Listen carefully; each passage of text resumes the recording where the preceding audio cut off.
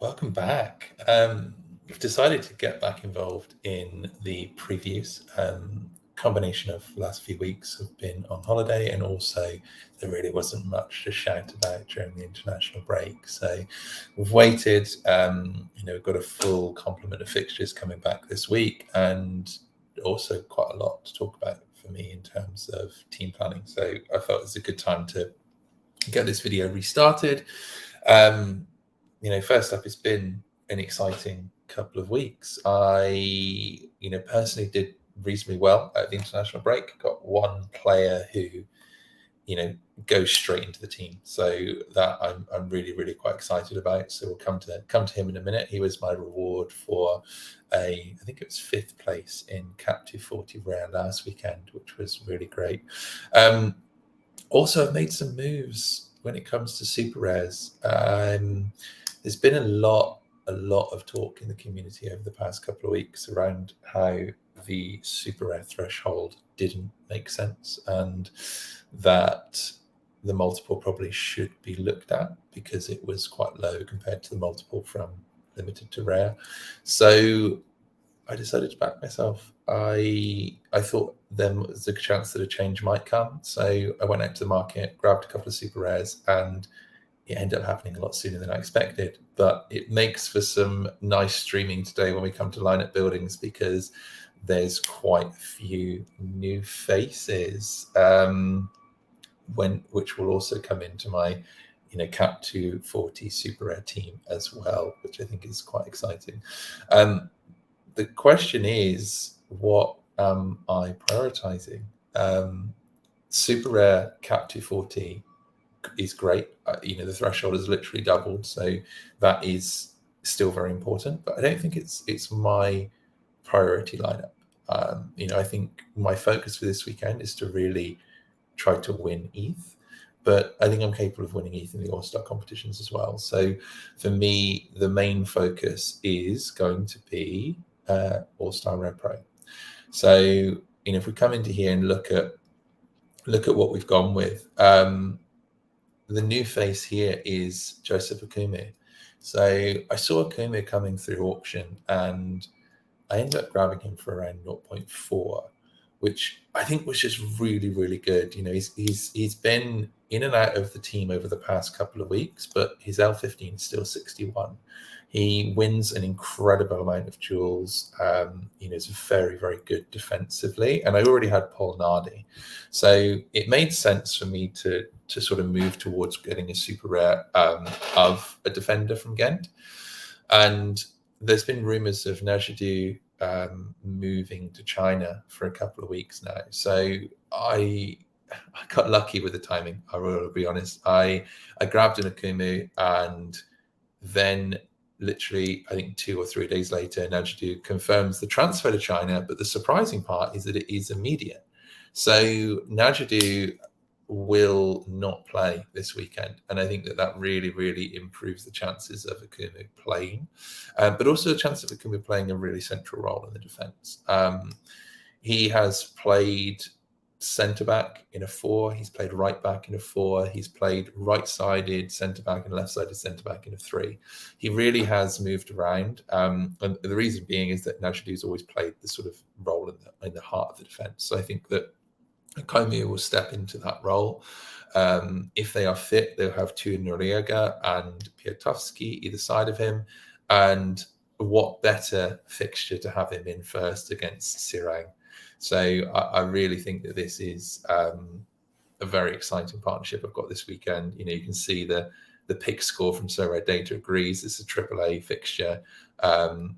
I'd be really surprised if they don't keep a clean sheet. And I think that could be a really, really solid base for a rare pro side this weekend. We've then got Bakastatas, who is coming back in after injury. I think the only reason he's not a AAA here, because the fixture is very, very good, is because not 100% of people have predicted him as a starter. But, he came back from injury. He played twice for Greece during the international break. So, feeling positive about his chances of being a starter this week. The next two, Cecilia needs no introduction. I think he's always going to be in my rare pro or rare side, depending on fixtures. This weekend, a nice fixture. He's been on a good run of form. I think a really good chance of decisive. So I'm really, really excited about this team. The one that I was debating here is day one. I had a couple of choices. I could have put Brian Hainan in, but Hainan kind of made sense for my another side that I'll come to in a minute. I'm also looking to balance my super rares. I've sort of, a lot of my priority sides this week are Repro and then also the Cap 240 division. So I'm trying to balance that across. And I felt that, day one was a good choice here, even though he didn't start the last game. Blue Wings haven't been terribly great defensively this season. So it would be a really nice game for him to pop up with a decisive, even if Gangwon haven't been great away from home. But, just looking at the choices that I had this week in terms of super rare, I felt that he made the most sense in here. The next side, and the one that I'm really, really excited about, is my AllStar side with the new addition of Edouard Lowen. So this was my 5th place prize in Cap 240 Rare, and it's an absolute beauty. St. Louis have started the season very, very well. He's a key player for them. This weekend at home against Minnesota, who've been so. I really would back St. Louis to win this weekend. And, he goes into a side with a bunch of other players that have amazing fixtures. Armani, just brilliant home fixture. You back him to grab a clean sheet. Otamendi, it's away, but against a team that tend to concede possession, and I think he can pass his way to a very, very high score. Lucas de la Rayan, back from international break against a Real Salt Lake side who have been absolutely abysmal. They got battered 4-0 last week against St. Louis. Columbus came off the back of 6-1 against Atlanta. MLS is always up and down, but I'm really, really confident about Columbus really putting one on Salt Lake this weekend. And then last but not least is Juan Brunetta. It's an away game, but it's a solid fixture. It's a team that concede a bunch of goals, and I'm really excited about this one. I think this is the team that can really push for ETH prizes. I've not won an ETH prize in the AllStar division since introduction, and I think that this would be a really good first week to do that. I think I've got a really good opportunity as well with the players that I do have. Next up is my America. So I've got my Champ America Rare Pro. I was debating long and hard about running a full river stack in this one. Mamana is back in training. He's caused so much frustration. He seems to be very, very close to a return, but with Copa Libertadores midweek, it's still not 100% that he starts this weekend. It seems to be him or Paulo Diaz. And when you look at the fixture that they've got, I've got Nacho Fernandez, I've got Beltran, who's in great form, I've got Paradella. They could all score really well, and it just seemed a complete waste to risk Mamana if he doesn't start and trash what's otherwise a promising team. So I've decided to switch out. Armani went into the All-Star Rare. I've brought in Arias and Insua. Insua's looking like a starter because Pivot is not been in full training. So I feel that of what I have in America, I feel like going with the racing stack defensively, the river stack offensively is the safer option here. And both sides have got Libertadores in midweek, but I believe that all of these will start. Maybe someone like Nacho subs off early, but I think the fixture that we have here, I would expect him to be able to rack up a decent score while he's on the pitch. Fingers crossed that he does. The next one is another Rare Pro. I've really, really gone in for the Rare Pro sides this week. And it's my under 23 Repro. So I don't play this every week. I tend to look and see what I've got. And if it looks like I've got good fixtures and I think that I can compete, then I will put a solid lineup in here. I've already talked about how favourable I believe Columbus's fixture is this weekend. And Will Sands had a great game last week. He got one decisive. He also got, as a fullback without a clean sheet, he put up 20 plus points AA. Will Sands was a player I grabbed. I saw him at the time and I thought, like, he's way too cheap. I picked up his super rare for like 0.08. Like, it was just next to nothing for an under 23. He would missed a few games through injury, but I just was looking at him and I was like, okay, this is a player that if he gets in, his rare will be worth more than that. I genuinely believe that. And it's a nice depth piece to have in under 23 that I can roll in and out based on fixtures. And this weekend, the fixtures are great. They really are. So, I'm looking at him. I'm looking at Enzo Lefebvre, who's, always in here, or my AllStar Repro side, depending on what else I've got. Van der Voort playing at home against Leuven. I would love them to keep a clean sheet. Who knows? Like, Genk, they always tend to give one away, but let's see. Where I'm more excited is Jesus Ferreira at home against Portland Timbers, who have been really, really bad so far this season. They also, their first choice goalkeeper got injured last week, David Bingham. So there's some debate around who will play in goal. There appears to be a bit of a conflict between the manager and Ivicic. It may end up that Hunter Salty plays, who has 0 MLS minutes. I think he's like 20 years old. The defense have been giving up a load of shots. I just feel like this is a really, really good fixture for Ferreira. The other one that comes in here is Seb Szymanski, who he was injured. He, came back. He's made some appearances for Poland during the international break. Like, I feel he comes back in here for Feyenoord. Playing away against Sparta is a solid fixture. The good thing as well about Szymanski is I'm sitting on a 12.5% bonus on him. So that does sort of swing the selection in his favor when we look at it and sort of see who else I could have dropped in here. Having him, good fixture and high bonus, it's sort of like, what's half a super rare extra in here. So I'm feeling quite happy about what I could do here in terms of this team. Next up is the Cap 240 Super Rare. So there are another couple of new faces in here. So my only goalkeeper playing this week is Kofi. So unfortunately, Argentinos Juniors got moved to the midweek. So my Lanzalotta Villalba partnership is out of the question this week. So Kofi's the one to be playing. He's away against Westerlo. I think F's a bit of a harsh fixture, harsh pick score for him. I think it'd be very, very difficult for him to outscore his cap because his cap's sitting quite high at the moment. But he's my only choice, and I still think that I don't think he concedes 3. And I think that he could get some decent AA as well if Westerlo push on and really sort of take a few shots on goal. The other one that I grabbed this week, well, there's 2 new faces here actually. Is the first one is Leandro Morales for Gimnasia. He was listed on the market. His last sale was around 0.8 ETH.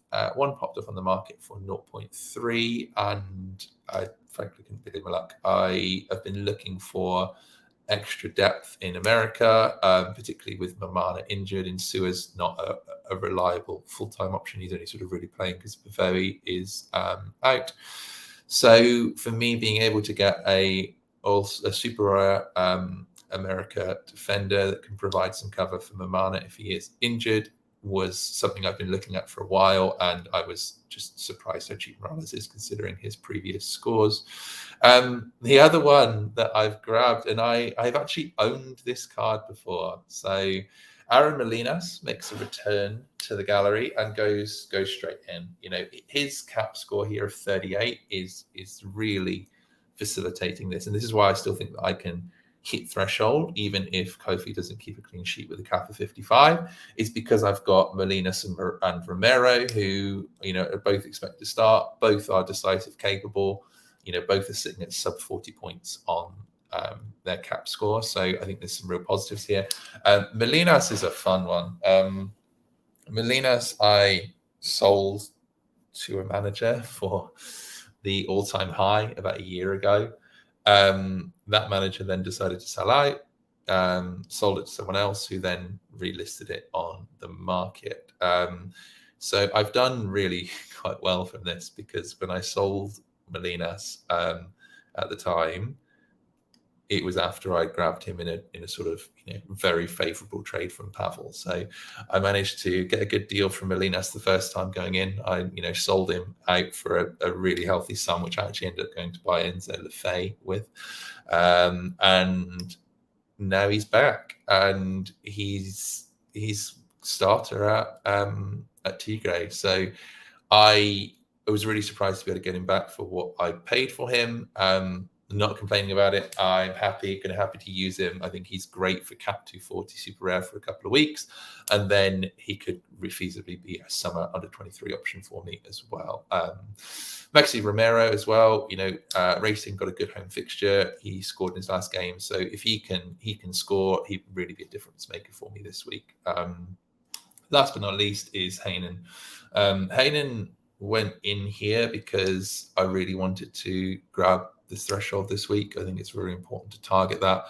Heynen's got a really good fixture, and I think that he is probably more likely to outscore his cap than day one is.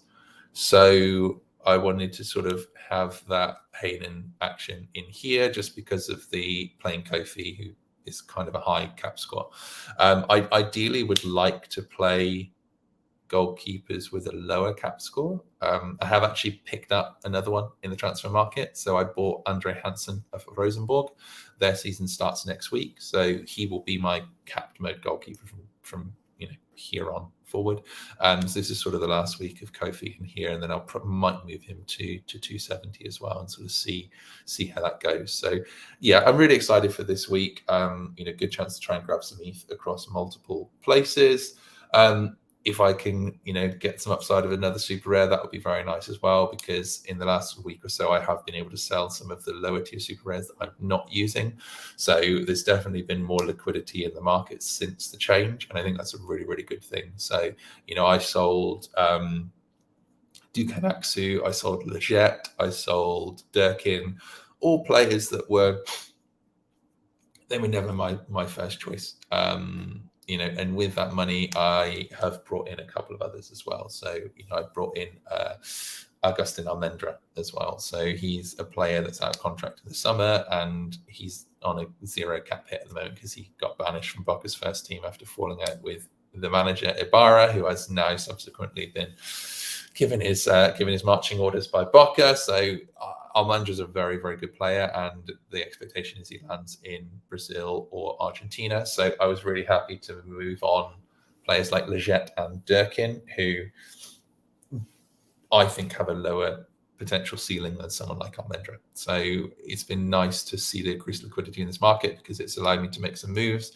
It's allowed me to plan for the future. And I think I'm much more likely to use an Almendra as a starter than I would to use a Leggett and a Durkin in the future, particularly because he's still under 23. So it's been nice to be able to make that moves. And I think if I can win some super rares, then there is definitely more demand for them in the market now with this increased threshold payout. So hopefully, if this team does go well, if Kofi does keep a clean sheet, then there's definite upsides in this team to maybe grab one of the lower tier prizes, which would be quite exciting. But I'm not giving it like 100% for this. It's more about, just trying to hit that threshold, and anything else is a bonus. The one that I'm going for, again, because there is super rare prizes there, my cap 270 rare side. So what's interesting about this is Acevedo, they've had some really tough fixtures, and Acevedo's L15 has dropped down a bit to a point that it can actually facilitate a really quite strong team here. So, Acevedo's only on 38. We've got then CK at 58, and he's at home against Kortrijk. We've got Espinoza, who's at home against Houston. Mikazadze, again, he's at home. Aleman is at home with a good fixture. Like, this is a pretty solid side, and I've won a couple of decent prizes in 270 recently. It's all about getting that captain hit, and I think that Kortrijk have been defensively suspect, particularly away from home. So I really do back CK to go like 80 plus. I think he can grab an assist. I think he can get 20 plus points AA. I think that that's what you need. Like, you realistically need to be looking at deciding to go in on Cap 270 for me is, do I think my captain can score 80, 85 plus? And do I think everyone else can play well? Because if you don't think that, there's no point entering, because the captain bonus is so important. But the upside here is a decent rare and some extra super rare depth. So it's a nice division to prioritize. Last but not least is my Cap 240 rare, and this is an absolute wild card. So first of all, we've got Akinori Ishikawa. He is a player that I bought 2 years ago as an under-23 goalkeeper, and he then promptly got dropped and Yokohama got relegated. It was not worth me selling him for 0.02 or whatever I was getting offered at the time. So I've kept hold of him. And there's one thing to know about Asian goalkeepers is, if you keep hold of them for long enough, they eventually become the starter again. And Ishikawa is back in the mix after an injury to the first and second choice goalkeepers at Yokohama. So I don't expect him to be here for many weeks. I certainly would not recommend you go out and buy him. But for me, this weekend, a rare goalkeeper that is expected to start in a favourable fixture with a cap hit of 17 is just absolute gold. So I'm really, really happy to put him in there. Who else have I gone with? Well, I had a load of cap space here because of that, almost free hit on Ichikawa. Edson Alvarez, good fixture against Go Ahead, who don't tend to score that many goals. Brian Gutierrez, who is at home against DC United, who've really been struggling to keep clean sheets. Gutierrez's AA is not the best, but I think he can grab a decisive here. So I'm expecting kind of a plus 15 point minimum on his cap hit. Selemani, there was talk of him being out for the season. I had honestly written off playing him again this year. And then suddenly he appeared and played 2 games for Koromos during the international break. So Selemani is back in play, and I am expecting him to start here, even though the majority of Sorare managers do not think he will start. He's played. He played 2 games for Koromos during the international break. He's fit. So Kortrijk need him. He will be back in the mix. So I'm going against the grain here. I'm going against the Sorare data community picks, because I've seen some information that suggests that he's not injured anymore. Last but not least, he was rested due to hamstring soreness in the last games. He didn't start, but I think he will be back for this one. And frankly, it's worth the risk, because Timbers have been trash, and I really think that he could exceed his cap score here. So it's a bit of a wild card. It's a bit of a mishmash, but I think that the cap 240 rare side is fun, and it brings some new players in that I can watch and enjoy watching this weekend. Make the most of my Apple Plus or MLS season pass subscription. So I'm looking forward to watching a couple of their games. Hopefully that helped give some insight around thought process, some injuries, some fixture strength, how I'm thinking about teams this week. Thank you very much. See you next time.